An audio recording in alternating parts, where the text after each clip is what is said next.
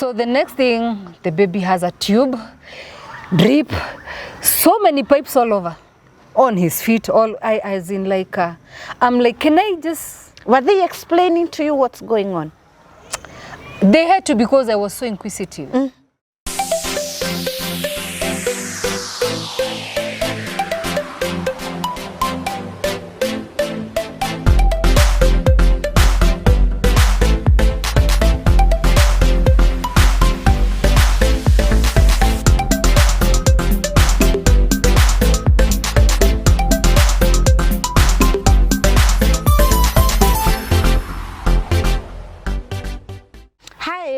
Thank you so much for tuning into my YouTube channel. I thank you. I don't really take you for granted. I celebrate you.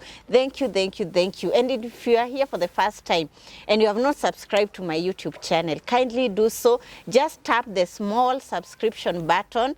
It is somewhere here at the bottom of your screen. Subscribe and also turn on the notification bell so that you are notified every time we release a new video. Now we continue celebrating mothers, because here in Councillor Loise YouTube channel, we believe that mothers are gifts. They are precious gifts, and we are celebrating them. We are giving inspiration stories of mothers who have overcome, you know, so many things to raise their children, to do great things for their children. And today we have a beautiful mom.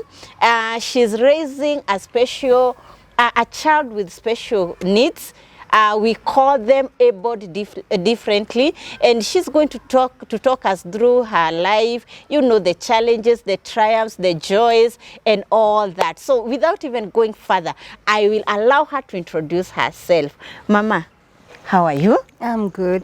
I thank God. Tell us, what is your name? My good name is Bilha and Mogore, or else you can call me Mama Micheal. Mama Micheal. Yes. And Micheal is the main reason why we are here. Sure. Because she has special needs. Yes. He's able differently. Yes. And that is why we are here. And maybe we can touch a little bit on where were you born?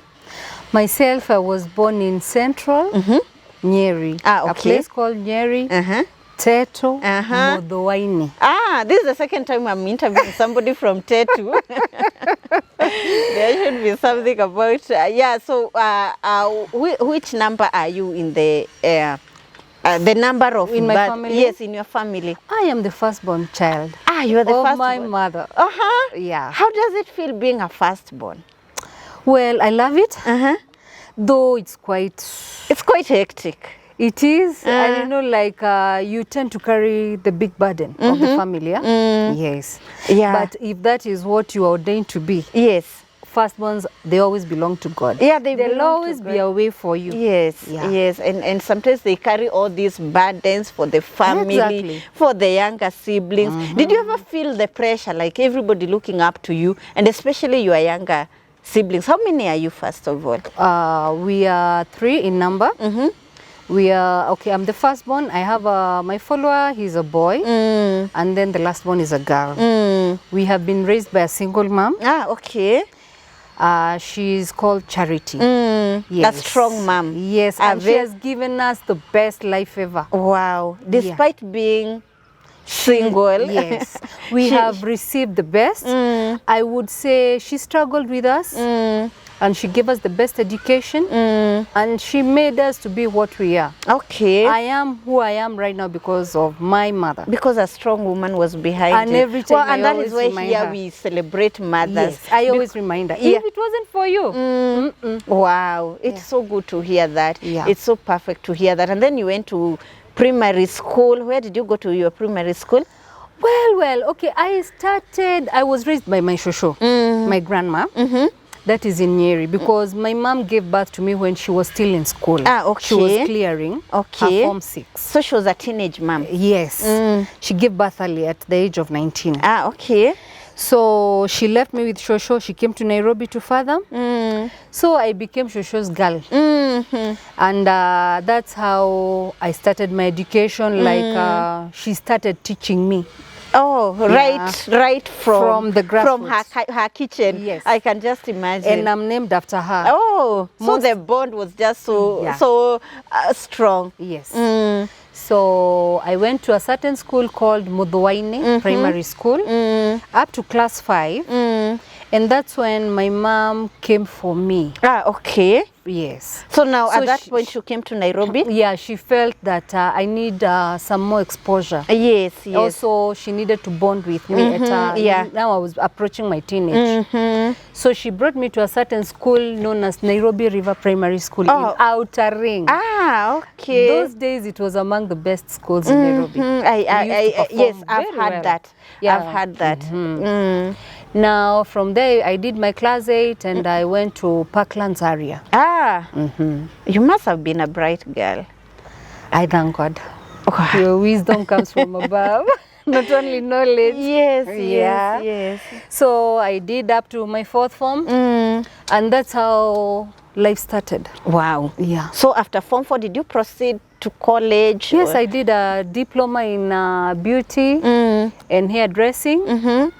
Then, okay, there was an opening within the county, so I was fixed. Ah, okay. Because by my auntie, who is the elder sister to my mom, she felt that there was the need of I being there because I need to support my mother. Ah, okay. Yes. So because now already they were younger. Yeah. You had younger siblings. And you know, like I couldn't also like continue going to the university while others are still there looking at mom. So I told mom, whatever you've given me, let me hold on it. Then you also push the rest. Yes. They become people. Sacrificing. Sure. Yeah. Yeah, you must. You must. You must. And especially as a firstborn, you are always sacrificing for your younger sibling. But it pays off. It's not in vain. Yeah. We are children of God. I told you, firstborns belong to God. Yeah, they belong to God. You even find most families, firstborns don't read, but they become the most successful people. You tend to wonder why.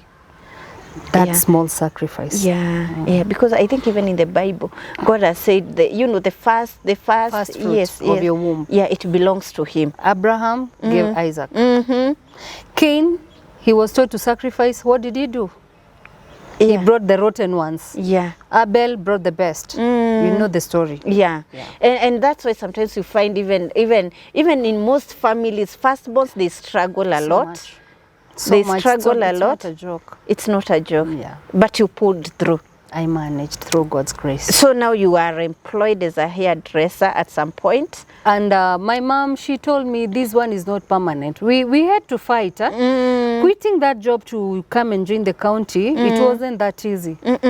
Because you see, like I used to earn like 16,000 back then, 90s. Which is quite some money. Yeah, it was good money. It was good money. Then now you come to Kanjo, basic house allowance, it's 3,500. Oh my God, I was living in Dandora. It was not a single room. I couldn't even afford to pay. Wow. Yeah. Sufurias, everything mom gave me to start my life. So life became a bit hectic. It was. I used to work from Dandora. My office was in Huruma, I remember. I was a messenger. I get the letters and then I deliver to Madhare, Mlango Kubwa. Wow. So you can't afford that bus fare. So we used to work in twos. Today, like I'll work with you. Tomorrow, for another security. And another, Oh, okay. Yeah, because we used to trek. But with thank God, right now things are better. And now life started from there. And maybe now, at what point now did you become a mom? Well, as I was working, I chanced to meet a man. I'd gone to buy a music system. Ah, okay. And one thing led to another. So he called me after 2 weeks and asked me, "Hi, do you remember me?" I was like, "No." The guy who sold you the system was like, "Oh yeah, how are you?" "I'm fine." "Okay. So can we have some lunch tomorrow?" I was like, "Okay, maybe not." He came for me in the office. Oh. So we went for lunch and from there we talked. So something started. I dodged him for almost a month or two. until it came to a point he could call me. It's on a Saturday, he wants us to meet, and then I give my mom because we have the same voice. So you won't tell who is speaking. And the relationship between you and your mom was that we have a tight bond. It had gone to that level that we have a tight bond. That she can actually talk to your boyfriend. I have never lied to my mom. Wow. I have never. You know, she has taught us like never lie. And I think that is the one of the most things that I hate in life. Somebody lying to me. I hate lies. I hate liars. She could beat you till the time you tell her the truth. Now, the moment you say the truth, she stops. So we grew up knowing, ukidanganya mama atakuchapa. So better speak the truth. So and then you be spared. Yeah. you be spared of the unnecessary fight. So that's how she came to know about every time the phone is ringing. Who's calling you? There's a certain guy, blah, blah, blah. So I was like, okay, let me talk to him. I'm coming. Until it came and she could actually say, yeah.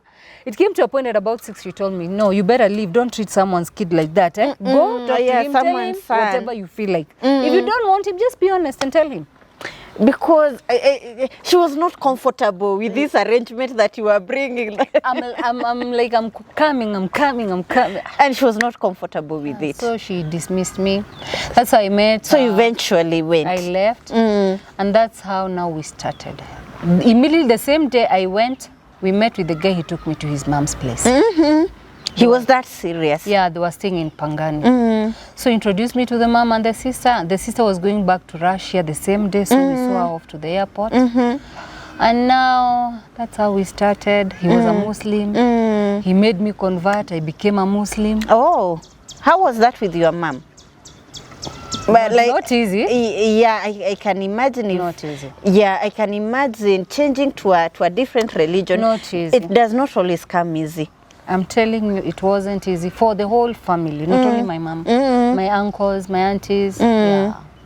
But eventually they had to respect your choice. It was my life. Okay. Yeah. And they had to respect it. Sure. That time I was 24. So by 26, God blessed us with a baby boy. Okay. Baby Micheal. So Micheal, I gave birth to him. He was premature. 5 months pregnancy, and I remember he came on a Christmas day. On 25th. Yeah. Prematurely. At only 5 months. Yeah. 7 in the morning. Was it that your water broke or contractions? What happened? I went to work on Saturday because I remember Christmas day was on a Sunday. So on Saturday I went to work. We had a good day. Then my brother came to town. He told me, why are you not buying yourself something for Christmas? Because like, you've been working. A pregnant woman, what do you wear? So we just went for a free thing and some open shoes at Biashara Street. So when we went home, we were planning now on Sunday, where do we start? We start at my mom's because she's a church person. Then we go to mother-in-law because them there. Oh yeah, it's the other side now. Yes. So I was the first one to wake up, take a shower. After the bathroom I came, when I was trying to oil my stomach with bio oil, some water was coming out. Funny but not true. Baby daddy was looking at me asking me, you're urinating on the floor? Like he didn't know. Did you? He doesn't know. So me, I'm also looking, I'm like, what is going on? I'm not feeling pain. Because the water just broke with no pain. So I told him, you know what? He was like, let's go to the hospital. I was like, no hospital. Send my brother some pads. I put 2. Then we go for whatever. If it comes to the evening, I'll still be having this water. We can go to the... He told me, no. Nothing was going to stop you from celebrating, Christmas. The celebration had to stop. So the first place we had to go was Jama. They needed a deposit of 70,000. And yet they said the survival of the baby is 50-50. It's 50-50, yes. That's when now my bro called my mom immediately, and mom was like, what are you doing in Jama? Can you rush her to Pumwani? So we went to Pumwani. Me, I was walking very well. I went and got my file. I went to labor ward. And you are not in any kind of pain? No pain. And maybe prior to that, how was the pregnancy? Now for the 5 months that you had walked, the pregnancy journey? I would say it was nice. Smooth, awesome. What we call smooth, and no complications, no morning sicknesses. Okay, I only used to vomit. I used to love this uji, the fermented one, and it must be in a calabash, that things we crave. When so pregnant. there's a certain hotel I used to go, and they used to know me in town. Once you step in, the calabash will be brought to you. I'll take it very fast. After finishing, I walk to the door. All of it. You puke. I go back, bring another one. You take some more. Yeah, until the last one, which will stand in my stomach. That's when now I'll walk away. But other than that, everything else was just okay. It was good.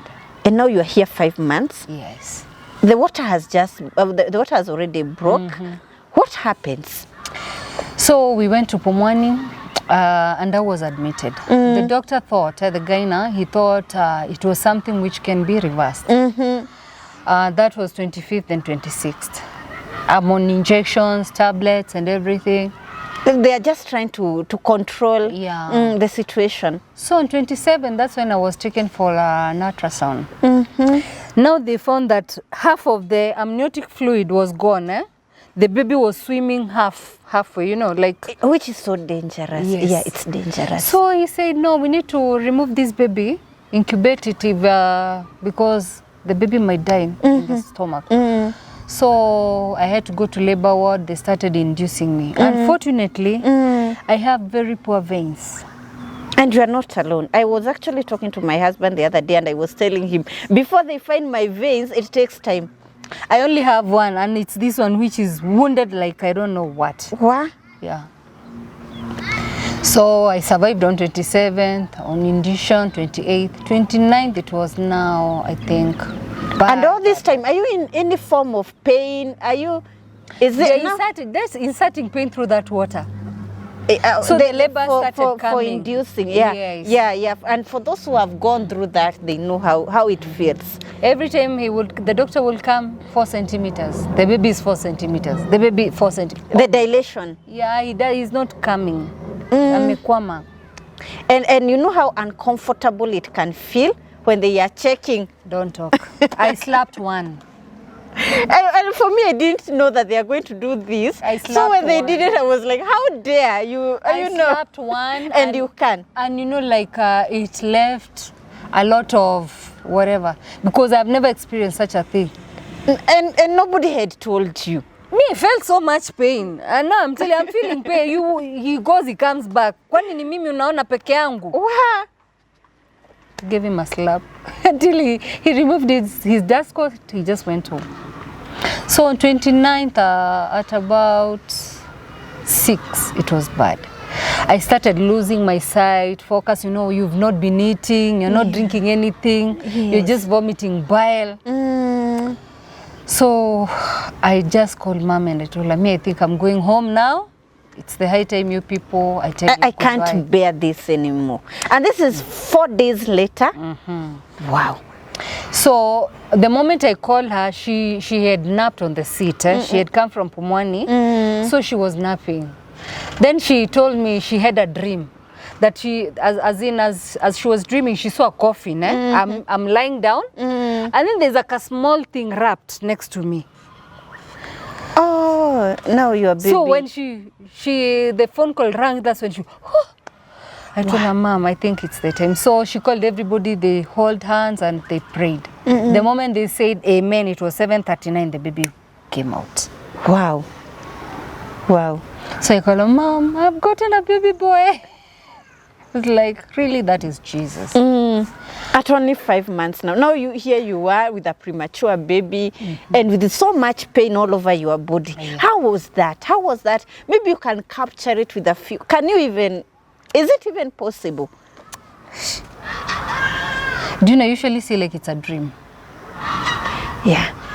It's like a dream. Because sometimes I usually see some women complaining, crying. Most of them are throwing away their kids. I really wonder, because that was even if it was that painful, it was a great moment for me. The moment you held, did you I never held him. After giving birth, he was taken to NBU. Oh yeah, because and I had the issue of the placenta. It didn't come out. You were telling me off camera that you stayed with the placenta in the whole night. The whole night? And the following day till 3 p.m. And you know, it's not something that, it's not a laughing, it's not cough, a joking matter. you're bleeding. You turn, you're bleeding. Yeah, yeah, it I leads was to so excess pale. bleeding. I was pale. I had lost blood. I knew I might die. You know, like even sleeping at night, okay, you know, like after birth, you usually sleep. I couldn't sleep. Yeah. Because I'm like, I might sleep and I die while I'm still bleeding. You know, like I just die a mysterious death. And nobody was coming to you. No, okay, they were coming and talking to me. How are you? Are you fine? I'm like, I want to go to the loo. They're like, no, just do your thing there. And there's nothing that you have not eaten. Because you anything. had not eaten for the last 4 days. It must have been so hard for you. When did you see your baby now? The following day after 3 p.m. when I left the theater, I came and took a shower and I told her, I think I need to see my baby. Because they only asked me, have you seen her? Is it a boy or a girl? It's a boy. That was it. And that was it. My boy went. So I went to the NBU and I saw him. I found him wherever he was trapped. So I wanted to wash him. I wanted to do everything that a mother does. Yes, I even carried clothes, even a diaper. you wanted to just take care of your baby. I mean, Yeah, I want to you just are a even mother. go home. You've just given birth and, Yeah. and you want to take care of your baby. Yeah. That's what mothers do. Yeah. That's what mothers do. I want to dress my baby. Yes. Take my baby away Yes, from yes. this place. That's what your motherly instincts were telling you. That this is Oh, what no. you should be doing. So the next thing, the baby has a tube, drip, so many pipes all over, on his feet, as in like, I'm like, can I just... Were they explaining to you what's going on? They had to, because I was so inquisitive. And when I have a question, I would go an extra mile till you tell me what I want to know. And at this point, you are still weak, very weak. When I saw my son, I became strong. Ah, Yeah, I Wow. could even run. wow. Could even run. Oy. So we started our journey, the NBU, after every 2 hours. You go visit him, you go rest for 2 hours, like that, until we were at the point of giving birth. It was 1 kilo. So the following day when I went to visit him, he was 800 grams. He was He shrunk. reducing. Yes. Yeah, you know, kids shrink after birth. Yes, eh? yes, they do. They do. So we went on. He could collapse. They do first aid. They pump him and everything. 4 months, Resuscitating yeah. him. 4 months down the line, still in Pumani. People gave up on me. Only now my mom, baby daddy, he must come and pick the napkins and the liners to go wash. To go and you know, wash. yeah, you don't rest them. You just prepare wherever he's lying because of the heat. Until my son had an experience of cockroaches. He was bitten by cockroaches. When in the incubator. Ah, okay. He has scars on his head. And right now, those scars have turned to silver hair. Oh, Yeah. okay. That's strange. That's strange. So we don't expect that. when I see that, I remember the cow deal. Yeah, and you remember the journey you have walked with your baby. So we left when he was 2 kilos 700 grams. Oh, That's wow. when we went home. At 4 months now. Yeah. And now you are here. Did you notice anything off with your baby, or all was well? All was well. Was he breastfeeding? No. He had not even developed the jaws. When he was in the incubator, he was just a thing. I could even see the heart pumping. He never had he didn't have the eyelids, he didn't have the nails. The ear was this size. The thigh, as in the leg was...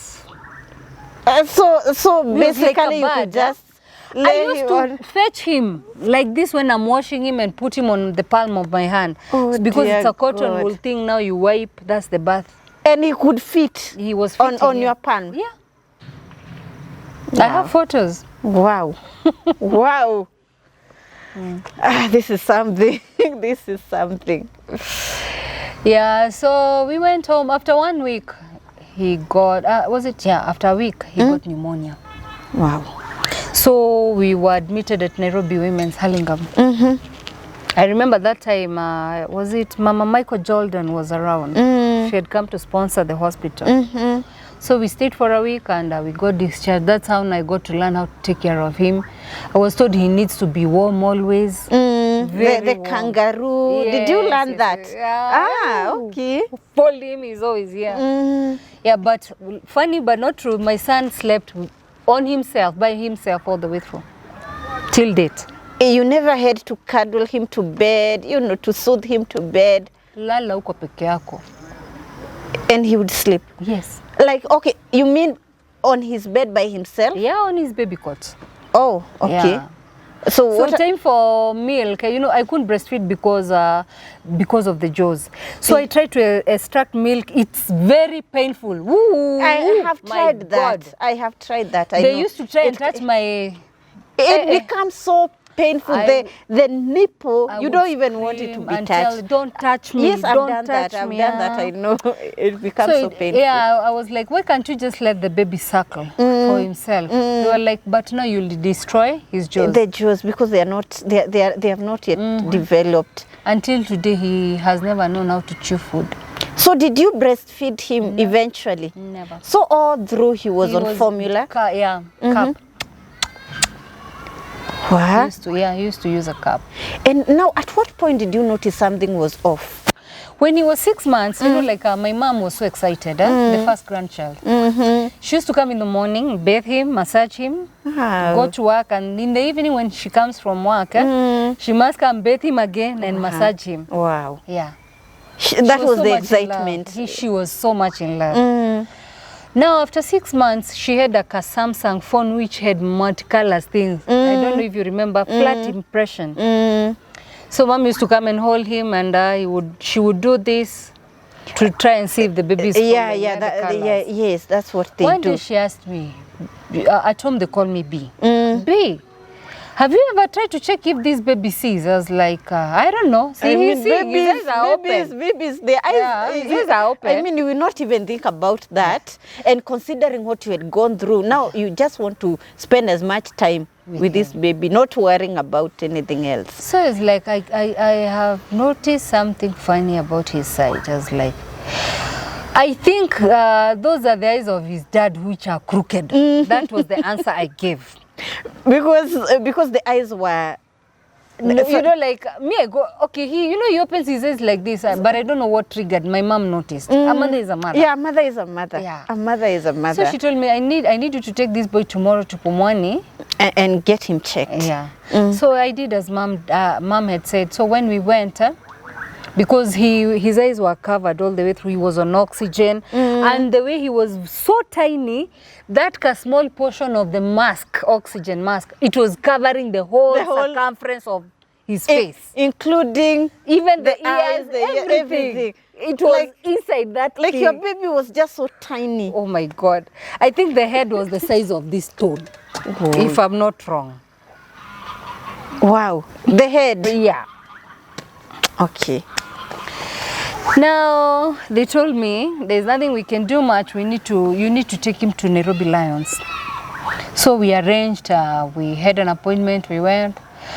They tried to check him. The baby really cried, but they didn't tell me anything. They just gave me a letter and referred me to Kenyatta.